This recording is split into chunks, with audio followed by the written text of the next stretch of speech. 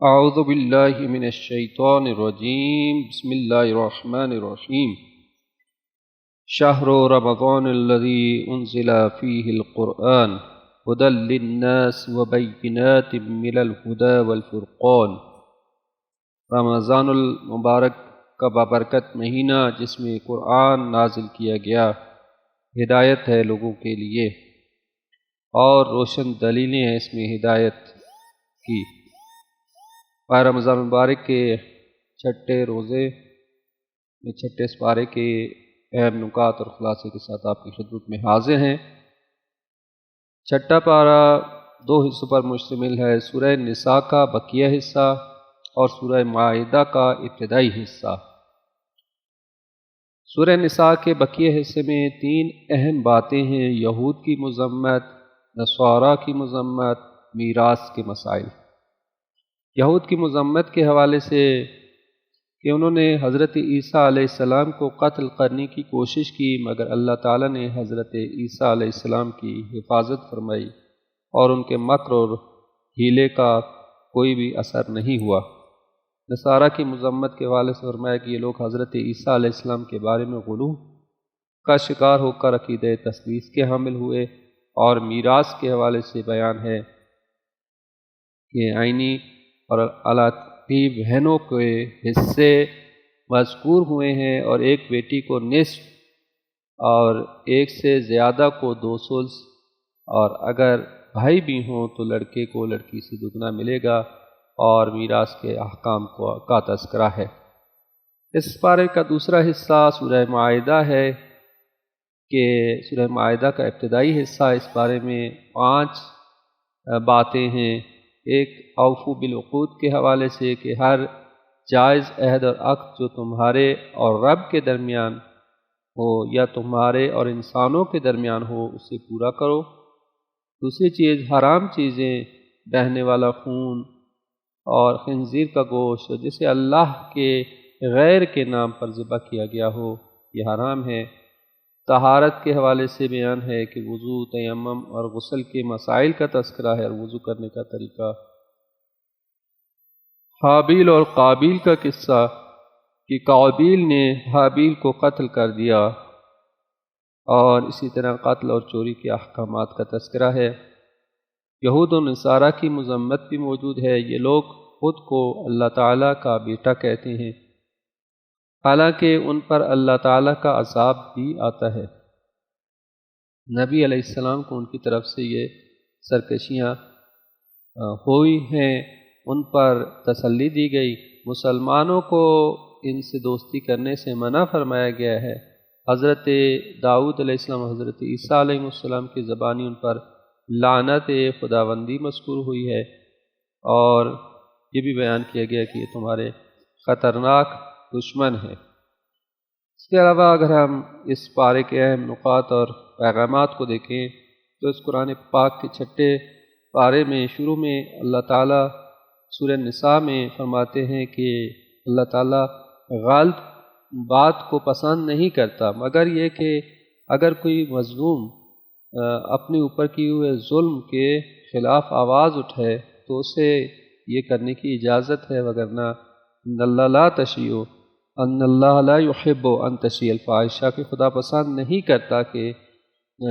برائی یا بری بات کو پھیلایا جائے۔ اس بارے میں اللہ تعالیٰ نے کافروں کے اس طرز عمل کا ذکر کیا ہے کہ وہ اور اس کے رسول کے درمیان تفریق ڈالتے ہیں۔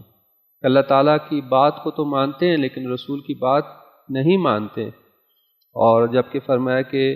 من یطیع الرسول فقد اطاع اللہ کہ جس نے رسول کی اطاعت کی اس نے اللہ کی اطاعت کی، اور رسول کی اطاعت ہی اللہ کی اطاعت ہے۔ اور یہ لوگ جو ہے وہ بعض رسولوں کی بات کو مانتے ہیں اور بعض کا انکار کرتے ہیں، یعنی حضرت موسیٰ اور حضرت عیسیٰ علیہ السلام کی بات تو مانتے ہیں لیکن رسول اللہ کا انکار کرتے ہیں، تو ایسے لوگ حق سے انکاری ہیں۔ جبکہ مومنوں کا طرز عمل یہ ہوتا ہے کہ وہ اللہ اور اس کے رسول کے فرامین کو بیک وقت مانتے ہیں، یعنی اللہ کے تمام رسولوں کو مانتے ہیں۔ اس بارے میں اللہ تعالیٰ ارشاد فرماتے ہیں کہ یہودی حضرت مریم علیہ السلام کی کردار کشی کیا کرتے تھے، حالانکہ وہ پارسا پاک دامن عورت تھیں۔ اور اس پارے میں اللہ تعالیٰ نے اس امر کا بھی ذکر کیا ہے کہ یہود اپنی دانش میں عیسیٰ علیہ السلام کو شہید کر چکے تھے، جبکہ اللہ تعالیٰ فرماتے ہیں کہ عیسیٰ علیہ السلام کو یقیناً شہید نہیں کیا گیا، قتل نہیں کیا گیا، بلکہ اللہ تعالیٰ نے ان کو آسمانوں کی سمت اٹھا لیا۔ اور اسلام کا اور قرآن کا یہی فیصلہ ہے کہ حضرت عیسیٰ علیہ السلام زندہ ہیں۔ اسی طرح ان کو اللہ نے سود کھانے سے روکا تھا، لیکن وہ اس غلط کام میں مسلسل ملوث رہے تو اللہ نے ان پر لعنت کی۔ اللہ تعالیٰ ارشاد فرماتے ہیں کہ اللہ تعالیٰ نے ان کافروں کے لیے دردناک عذاب کو تیار کر دیا تھا، لیکن اہل کتاب کے پختہ علم والے لوگ جو کہ قرآن اور سابقہ الہامی کتابوں پر ایمان لاتے ہیں اور نمازوں کو قائم کرنے اور زکوٰۃ ادا کرتے ہیں اور تو آخرت پر بھی ایمان لے کے آتے ہیں، تو ان کے لیے اللہ تعالیٰ نے اجر عظیم تیار کر دیا ہے۔ اس بارے میں اللہ تعالیٰ نے قرآن مجید کو اپنی دلیل اور واضح روشنی قرار دیا ہے اور ارشاد فرمایا کہ جو بھی قرآن مجید کو مضبوطی کے ساتھ تھامے اور اللہ تعالیٰ کو اپنے فضل اور رحمت میں اللہ تعالیٰ اس کو اپنے فضل اور رحمت میں داخل فرمائے گا اور اس کو صراط مستقیم پر چلائے گا۔ پھر سورہ مائدہ ہے، اور سورہ مائدہ میں اس کے شروع میں ہی اللہ تعالیٰ نے اہل ایمان کو اپنے وعدے پورے کرنے کا حکم دیا ہے کہ اوفوا بالعقود، اپنے وعدوں کو پورا کرو، اور ان کو اس بات کی تلقین کی ہے کہ انہیں کامیابی اور بھلائی کے کاموں میں ایک دوسرے کے ساتھ تعاون کرنا چاہیے، تعاونوا علی البر والتقوی ولا تعاونوا علی الاثم والعدوان، اور گناہ اور ظلم کے کاموں میں ایک دوسرے کے ساتھ تعاون نہیں کرنا چاہیے۔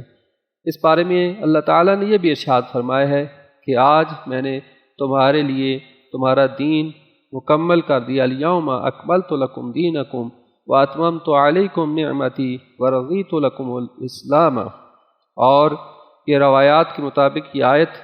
اس موقع پہ نازل ہوئی کہ جب میدان غدیر میں رسول پاک صلی اللہ علیہ وآلہ وسلم نے مولا علی علیہ السلام کی ولایت اپنے بعد بنوانے خلیفہ جانشین کے طور پر انتخاب کیا اور اعلان کر دیا، تو اس کے بعد یہ آیت نازل ہوئی کہ آج کے دن ہم نے تمہارا دین کو کامل کر دیا۔ اور وہ منافق اور کافر اور مشرک جو کہ اس انتظار میں تھے کہ نعوذ باللہ رسول خدا اس دنیا سے جائے اور اسلام نابود ہو جائے، وہ مایوس ہو گئے، اور یہ وہ لوگ مایوس ہوئے، اور ہم نے تمہارے دین کو ولایت علی بن ابی طالب کے ذریعے سے کامل کر دیا۔ اس سورہ میں اللہ تعالیٰ نے اہل ایمان کو مومنہ عورتوں کے ساتھ ساتھ اہل کتاب کی پاک دامن عورتوں سے بھی نکاح کی اجازت دی، لیکن یہ بات یاد رہنی چاہیے کہ سورہ بقرہ اور سورہ ممتحنہ کے مطابق مسلمان عورتوں کو صرف مسلمان مردوں ہی سے شادی کرنی چاہیے۔ البتہ فقہاء کی نظر میں اہل کتاب عورتوں کے ساتھ دائمی نکاح نہیں ہو سکتا۔ سورہ مائدہ میں اللہ تعالیٰ نے عیسائیوں کے اس قول کو رد کیا کہ وہ معاذ اللہ عیسیٰ علیہ السلام کو جو اللہ کہتے ہیں یا اللہ کا بیٹا کہتے ہیں،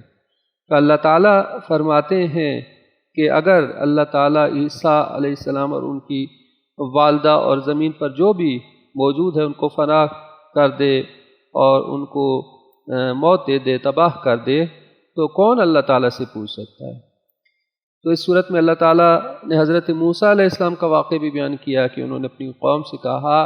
کہ اللہ نے تم پر جو انعامات کیے ہیں ان کو یاد کرو، تم میں انبیاء مبعوث کیے گئے، تم کو بادشاہت کی حد تک نعمتیں دی گئیں، تمہیں زمین کا مالک بنایا گیا، اور تم کو وہ کچھ عطا کیا گیا جو کائنات میں کسی دوسرے کو نہیں ملا، لیکن اللہ کے احسانات کو تم نے بھلا دیا۔ اللہ تعالیٰ کے احسانات کا احساس دلانے کے بعد حضرت موسیٰ علیہ السلام نے اپنی قوم کو کہا کہ اے میری قوم، اگر تم لوگ ارض مقدس میں داخل ہو جاؤ، انہوں نے کہا اگر تم لوگ ارض مقدس میں داخل ہو جاؤ گے تو یقیناً تم غالب آؤ گے، اگر تم مومن ہو تو صرف اللہ پر بھروسہ رکھو۔ اس حوصلہ افزا بات کو سن کر بھی وہ بزدل بنے رہے اور کہنے لگے کہ اے موسیٰ، جب تک وہ لوگ وہاں پہ موجود ہیں ہم لوگ وہاں پہ داخل نہیں ہوں گے، جاؤ تم اور تمہارا رب جا کر جنگ لڑو، ہم یہاں بیٹھے ہوئے ہیں۔ یہ تھے یہود۔ موسیٰ علیہ السلام اس سارے منظر کو دیکھ کر بہت رنجیدہ ہوئے، اللہ کی بارگاہ میں کہنے لگے اے میرے رب، مجھے اپنے اور اپنے بھائی کے علاوہ کسی پر کوئی اختیار حاصل نہیں، پس تو ہمارے اور نافرمانوں کے درمیان فیصلہ کر دے۔ کہ حضرت موسیٰ علیہ السلام کی مسلسل نافرمانی کی وجہ سے ہی اللہ تعالیٰ ان پر لعنت کی۔ یہ لوگ منزل بھٹک گئے، 40 برس تک در بدر کی ٹھوکریں کھاتے رہے، صحرائے سینا میں بھٹکتے رہے، اور ان پر اللہ تعالیٰ نے لعنت اور پھٹکار کی۔ اس سورہ میں اللہ تعالیٰ نے حضرت آدم علیہ السلام کے 2 بیٹوں کے درمیان جو اختلاف حابیل و قابیل کے واقعے کو بیان کیا کہ ایک کے بیٹے کی قربانی کو اللہ تعالیٰ نے قبول کر لیا، جبکہ دوسرے کی قربانی کو قبول نہ کیا۔ جس کی قربانی قبول نہیں ہوئی تو اس نے اپنے بھائی سے حسد کیا اور اسے قتل کر دیا۔ اللہ تبارک و تعالیٰ نے حضرت آدم علیہ السلام کی بیٹوں کے واقعے کو بیان فرما کر انسانیت کے قتل کی شدید مذمت فرمائی، اور اللہ تبارک و تعالیٰ فرماتا ہے کہ جو انسان ناحق طور پر کسی کو قتل کرتا ہے تو وہ ایک انسان کا قتل نہیں کرتا بلکہ پوری انسانیت کا قتل کرتا ہے، اور جو ایک شخص کو ایک انسان کو زندہ کرتا ہے تو ایسا نہیں کہ ایک کو زندہ کرتا ہے بلکہ پوری انسانیت کو زندہ کرتا ہے۔ زندہ کرنے سے مراد یہ ہے کہ کسی کو تعلیم دینا، تربیت دینا، کسی کو بصیرت دینا، ایمان اس کو مومن بنا دینا، یہ در حقیقت زندہ کرنا ہے۔ اور پھر قتل کی سزا کو بھی بیان کیا گیا ہے کہ جو قتل کرے گا تو اس کی سزا انتہائی سخت اور شدید ہے۔ اور اسی طرح سے میراث کے احکام کا بھی تذکرہ موجود ہے۔ اللہ تعالی ہم سب کو توفیق عطا فرمائے کہ ہم معارف قرآن اور اہل بیت علیہ السلام کو سمجھ کر ان پر عمل پیرا ہو سکیں۔ والسلام علیکم ورحمۃ اللہ وبرکاتہ۔